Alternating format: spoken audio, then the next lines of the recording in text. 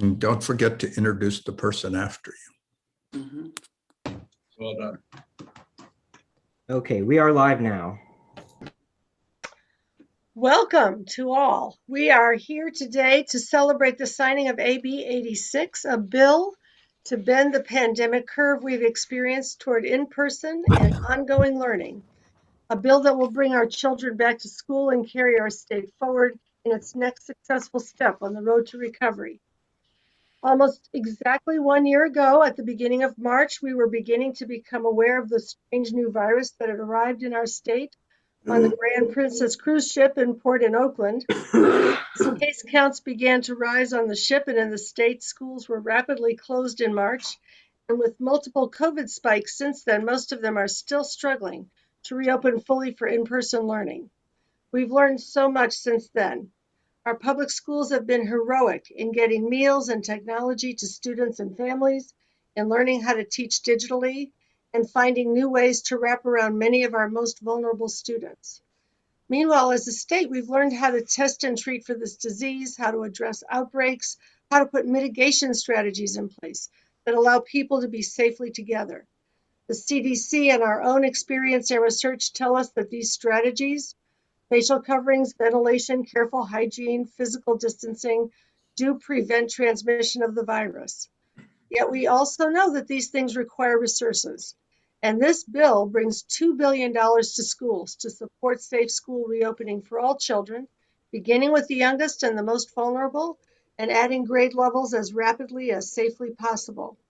These resources add to the PPE testing and tracing supports and vaccinations that the governor's office has been working to provide for schools. And they come at a time when case counts are rapidly decreasing and as vaccinations are rapidly increasing. Many joyful days will be unfolding over the coming weeks as schools can reopen, hopefully with repeats of what happened in a district near me recently, where a first grade teacher emerged from her classroom on the first day of school reopening to a standing ovation from the children and parents who had gathered outside the classroom. In addition, equally exciting, the bill bends the curve towards ongoing learning for our children, providing $4.6 billion for expanded learning opportunities that will allow us to offer expanded learning time throughout the school year and into the summer. With partnerships between schools and community-based organizations, we can free ourselves of the constraints of the traditional agrarian calendar and traditional school structures to focus on enriching, engaging, and joyful learning opportunities that reattach students to school, to each other, and to their teachers, and that wrap around them with social and emotional and mental health supports, as well as effective tutoring to accelerate their learning. This can launch us on a path to reimagining schools so that they focus on the needs of the child rather than the amount of seat time they experience. And with that aspiration, I am honored to hand the mic to one of the leaders who made this possible, a leader who has his roots in the classroom, having started as an educator himself, and who has been a strong voice to make sure our students and teachers have the support they need, Speaker Anthony Rendon. Mr. Speaker, get that mute. You're on mute. Thank you. I was trying to do it by mime. Thanks, Linda. The bill the governor is signing today is an important accomplishment. Nevertheless, it's not a final accomplishment. Instead, it is more like passing a key class on the road to graduation. Now we can envision the end. Already, we are starting to see the news stories in which district by district, parents can learn about the return to schools that officials are planning for their children. This is a key moment, but we cannot rest until every child is back in school and every child has the educational assistance they need to put this pandemic in the past. That will be our ultimate graduation. It takes a lot of people to get a student to graduate, and it has taken many people to get this bill to this point. Once again, I thank the governor and the pro tem for the collaboration that brought us here. Senator Atkins has been a strong ally and an effective leader since we worked together in the Assembly. Once again, I thank the Assembly leaders on budget and education, Phil Ting, Patrick O'Donnell, and Kevin McCarty. We can be proud of what we have done with this legislation and even more proud of what it will do in the future. As always, the work continues. Now I'm proud to introduce my good friend and partner, Senate Pro Tem Leader Toni Atkins. Well, thank you, Speaker Rendon. And let me also say thank you for your incredible partnership. And I got to commend the governor on figuring out how to get these bills onto our floors on your birthday. So that was strategic, Mr. Governor. You know, as a seamstress, my mom was an expert on knots. And that sometimes came in handy when she was trying to get my twin sister and I out the door. Knotted shoelaces, knotted straps, knotted hair. Believe me, with enough perseverance, she could always get through them all. And one of the biggest knots I think the legislature and the governor have ever had to unravel, frankly, is how to get our kids, our California kids, safely back in schools following the science and in the wake of COVID-19. And today we have an answer. And as has already been said, it's not the perfect answer. It's also not the final answer, but it's an answer that's going to let our kids learn, let teachers teach, and let parents, well, let them breathe. I'd like to thank my colleagues, as the speaker did, in the Senate, especially Senators Nancy Skinner, Connie, Leyva, John Laird, Richard Pan for their leadership and guidance, and again acknowledge Speaker Rendon and the members of the Assembly for their commitment to get this done. Today, we author a path forward to help California kids get back on their own paths. And I want to emphasize here, in doing so, it's really important that we're recognizing and addressing the very real learning loss that has occurred this past year. Over the past few weeks, we've seen NASA land a state-of-the-art rover on Mars. The Golden Globes honored outstanding artistic endeavors in comedy and drama, and pitchers and catchers reported for spring training. And each of those events in some way reflects the knowledge, the imagination, and the inspiration of kids who went to California schools. And so does the daily flow of information, innovation, and even inoculation that's leading the response to COVID-19. Schools are vital to our state. They're a central part of our communities, and they're a lifeline for California students and families. So it hasn't been an easy knot to unravel, and there's no easy one-size-fits-all, as we keep telling everyone. But with perseverance and goodwill, we are here. And now we're going to get these kids off to school. And with that, I want to turn it over to one of my Senate colleagues who's been working day and night for weeks and a few months, I might add, Senator Connie Leyva.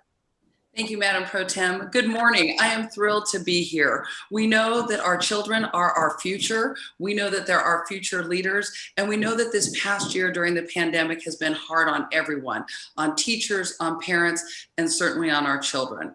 It is undisputed that our children learn best when they're in the classroom. What is disputed is how do we make that happen? How do we do it safely? How do we make sure school districts have what they need, that parents feel comfortable sending their children back?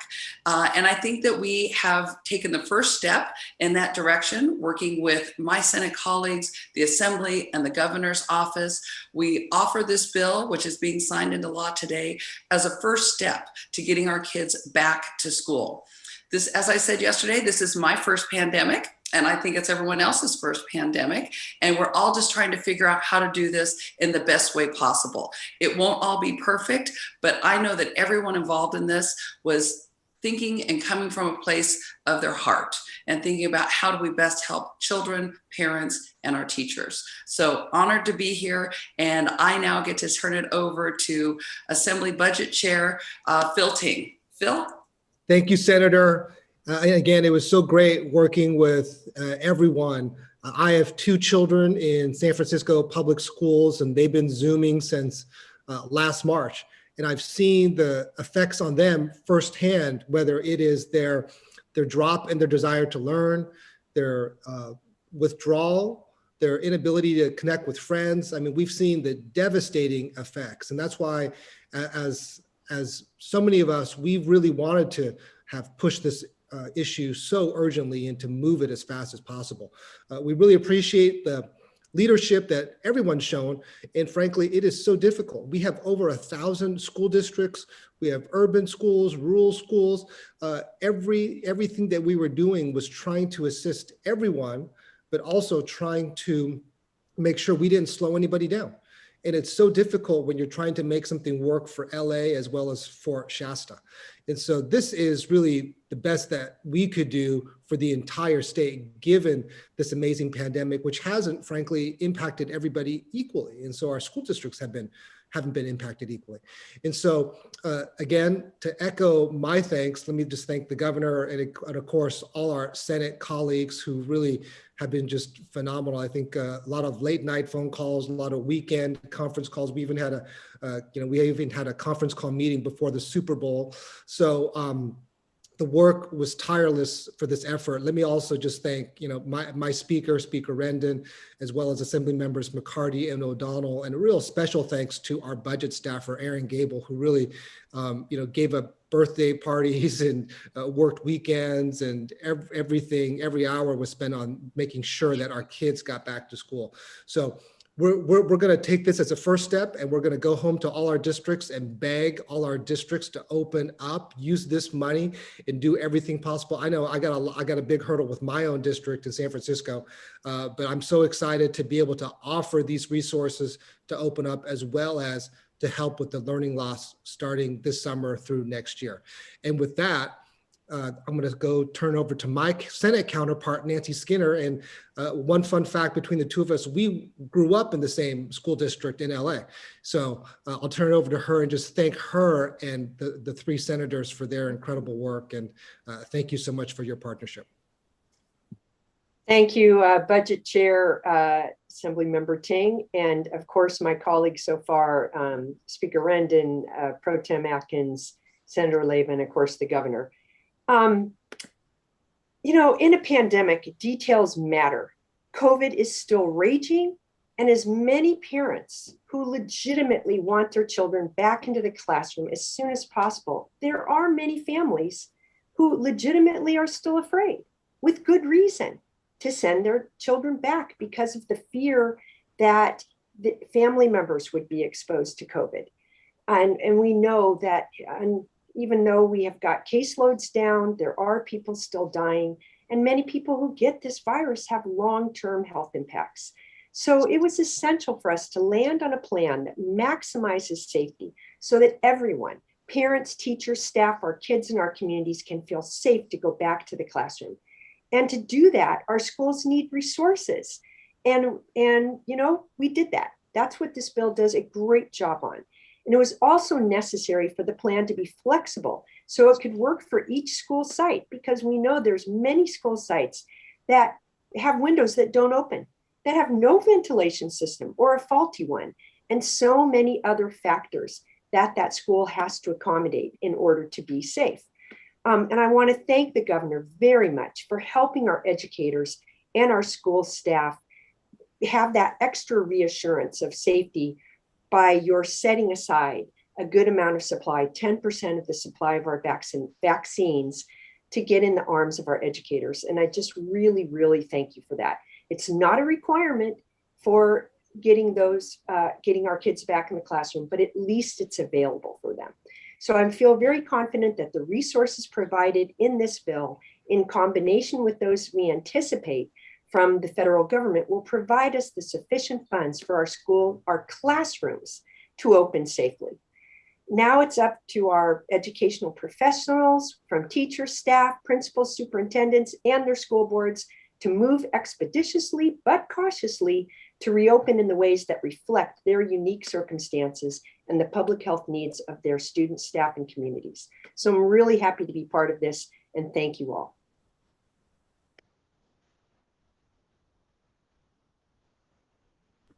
I'm supposed to introduce my colleague, apologies, Assemblymember McCarty. Thank you, Senator Skinner. Look, it was hard to get here. It was a bit elusive to get to the finish line to put AB 86 together, because it's hard. This isn't easy, as was mentioned earlier. We don't have a playbook. We've never done this before. And I was, pleased yesterday that we saw bipartisan support. We saw members from urban districts and rural districts talking about how this will make a difference. It's not perfect. We have a long way to go. We know that. But we have 40 million Californians. We have to make sure that we address all the issues. And our school districts asked us a few months ago to craft a plan that does no harm, that allows them to do what they're doing, which is safely reopening and further support them, but also nudge them along. Because as Assemblymember Ting mentioned, who, by the way, was our great leader in pushing this, working with our Senate colleagues. And so thank you, Assemblymember Ting. There are districts that are having a tough time figuring this out. And so what we're doing, stepping up, we're putting a framework in place, giving them the tools, the one-time resources, and what they've asked for, additional vaccines, to make sure they offer it to all teachers, classified workers, school employees, to help them safely reopen. Because I'd like nothing more than to do what I always do, take my kids to school. It was Friday the 13th, almost 1 year ago today, that I literally dropped our kids off. And I had no idea that it would be a year later. And so I know I don't have the most important jobs. We've seen a lot of these, frankly, moms across California being the most valuable players, being the Zoom school teachers and doing their jobs and focusing on their families. But it's time to get some normalcy back. And so I am really ready for that. I'm counting on my school district to step up and do what's right. We know we have some challenges, like in others across the state, who aren't quite there yet, but it's right to do what's right for our kids. But I just want to pivot real quick and say this is not the panacea. In our district, if this happens, we've penciled out that there'll maybe be 12 days that they would go back to school between mid-April and June.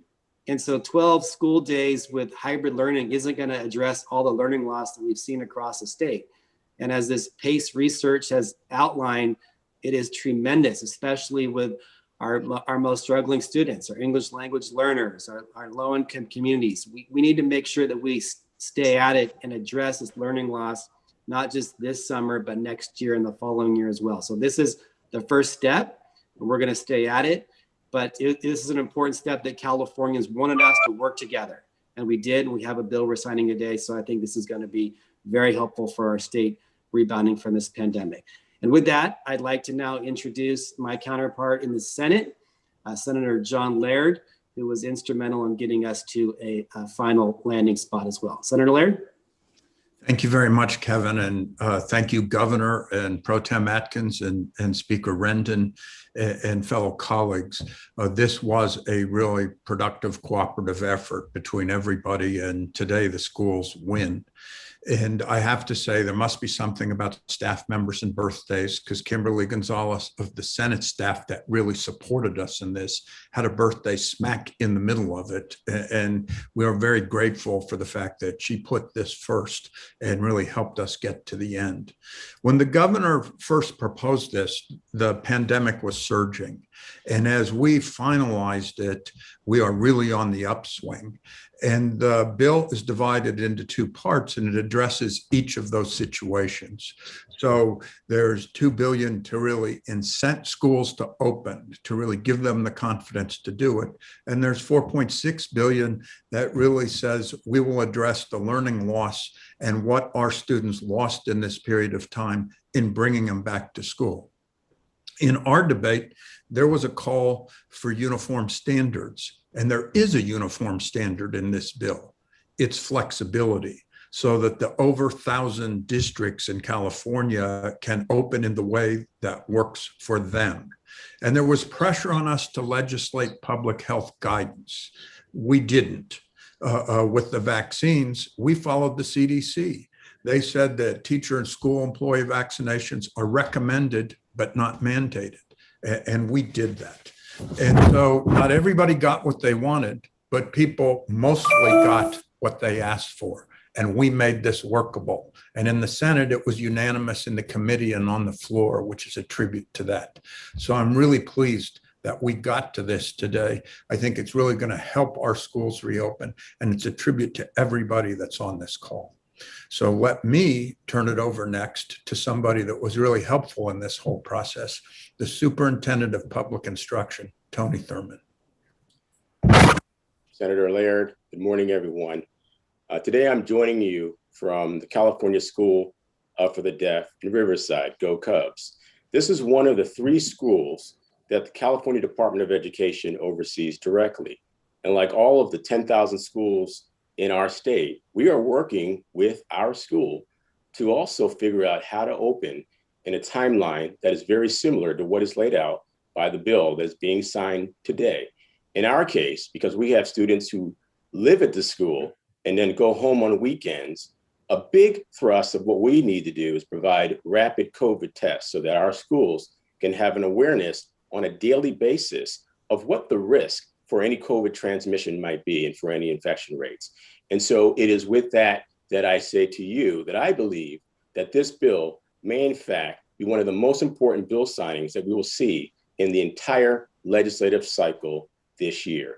And so I'm grateful on behalf of this school and our other two schools, the California School for the Deaf in Fremont and the California School for the Blind in Fremont, that we have the resources laid out in this bill. I'm thankful to the governor, to our legislative leaders, the State Board of Education, the California Department of Public Health, and of course, my team at the California Department of Education for all the work that everyone has done together to get us to this point. This bill lays out a path for helping our schools to be able to reopen with one of the most important things they need, access to vaccines that are set aside and established for educators, funds and resources for COVID testing and important supplies to help keep our schools and our staff and students safe. And it also provides an important set of resources to help to offset the learning gaps that we know our students have experienced. These are gaps that we've been trying to deal with for years that have been exacerbated by the pandemic. And we know that many of our low-income students and students of color have experienced these challenges in a disproportionate way. And this is an opportunity for us to do the things that will help them. We have a lot of work to do still. In many places in our state, while we're seeing numbers go down, we still know that there's still high risk for many communities, in particular communities of color, in particular communities where people have underlying health conditions, and in places where it's just tough to get access to resources. It's not anybody's fault, but there are places in the state where it's hard to get access to vaccines, where it's hard to get access to COVID tests. And so we have a lot of work ahead of us. So as we move forward, let us turn our attention to how we show schools how to do this. As you heard from, maybe it was Assemblymember McCarty, there's no playbook for having done this because this hasn't been done before. And so our office and all those who are on this Zoom will all be working together to show our schools how to access COVID testing and how to put those protocols in place. And of course, the things that they need to do to offset learning gaps, planning for summer school, planning for a longer school day, how to use tutors and professional development to support our educators in supporting our students in closing those equity gaps that many of our students have faced. And so I'm thankful to all the stakeholders who are here today. I'm thankful to our governor who's leaned all the way in on how to help our schools get the resources they need to open, how to open our businesses and our communities, and to use creative resources like Medicaid to make sure that we have additional dollars to pay for COVID testing. And so with that, it is a pleasure to turn this over to our 40th governor, Governor Gavin Newsom. Thank you, Mr. Superintendent. Thank you all very much. I'll try to be as brief as I can be, but mindful of the importance of just acknowledging and thanking each and every one of you for not just your stewardship, but your leadership through this process. And I recognize, we all recognize how stubborn and challenging this process has been over the last 60 plus days, up to the last year, as we've worked through these issues. And I think Senator Laird was right. It's remarkable to just think back where we were just a few months ago as it relates to the last surge, that winter surge in this pandemic, to where we are today, 2.1% positivity rate, where we are today, having just surpassed today 10 million vaccines administered, more than all but 5 nations in the world, to be where we are today, a week or so away, or less than a week away, with many more counties moving into less restrictive tiers. This is the right time to sign this bill. This is the right time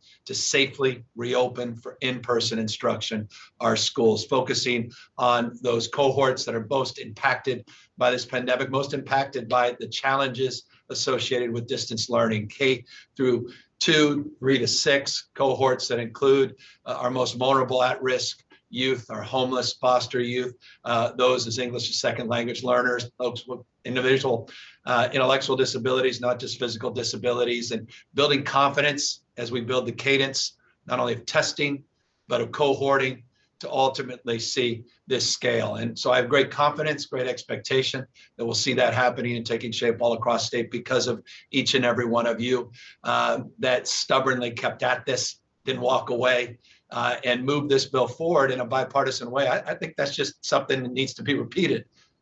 Overwhelming support from both political parties in this state, and from, as Assemblymember Ting said, people that represent districts that are completely different from other members' districts in this state. And so when you look at 58 counties, 1,000+ school districts, this truly is a challenge at scale that no other state in the country is faced with. And so again, just applaud each and every one of you, particularly the speaker and the pro tem. I just personally want to express my gratitude to both of you.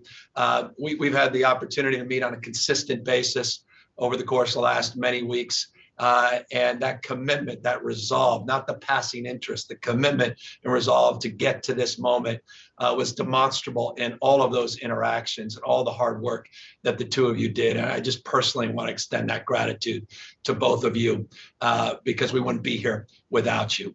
And so to everybody watching, we're also mindful we're doing this virtually despite signing a bill about in-person instruction. Just want to make that obvious point. It's not lost on me. But as you see, we are in many different parts of the state. We don't want to delay this any further. And so let me not delay this any further. But I do, before I pull this bill and sign it, want to acknowledge Linda Darling-Hammond and her team and Brooks for their hard work. I want to acknowledge Ben Cheetah, Ana Montesantos, so many members of my staff that worked long and hard on this, to all of the advocates representing myriad of different interests in our school system. I want to thank each and every one of them. And I just want to be mindful, and I think some of our McCarty made this point. This is a big day for working women. This is a big day for women, and disproportionately, and I say that mindful of my own mother, who was raising two kids on her own, 21, 22 years old, I think about her. I think about all of the working moms out there that ultimately have a disproportionate responsibility. That's not right. We're trying to fix that and balance the responsibility in the households, but we know that to be the case. And so this is an important day for women across this state. And I want to thank all of you for bringing that up and bringing that to light. And I know that was part of the discussion throughout as well. And also this is a predicate to safely reopening our economy as well. And so thank you to each and every one of you. And with that, let's just get this thing signed and let's get these $6.6 billion. We didn't wait for the federal government. We're moving forward. We're going to get the benefit of the federal government's additional support coming soon. We're exceeding expectations on the signups. We're going to give you those numbers in terms of the prioritization of our educators broadly defined, not just teachers, but counselors, providing opportunities for bus drivers and cafeteria workers, as well as custodial staff. And we're seeing them sign up, and that's really encouraging.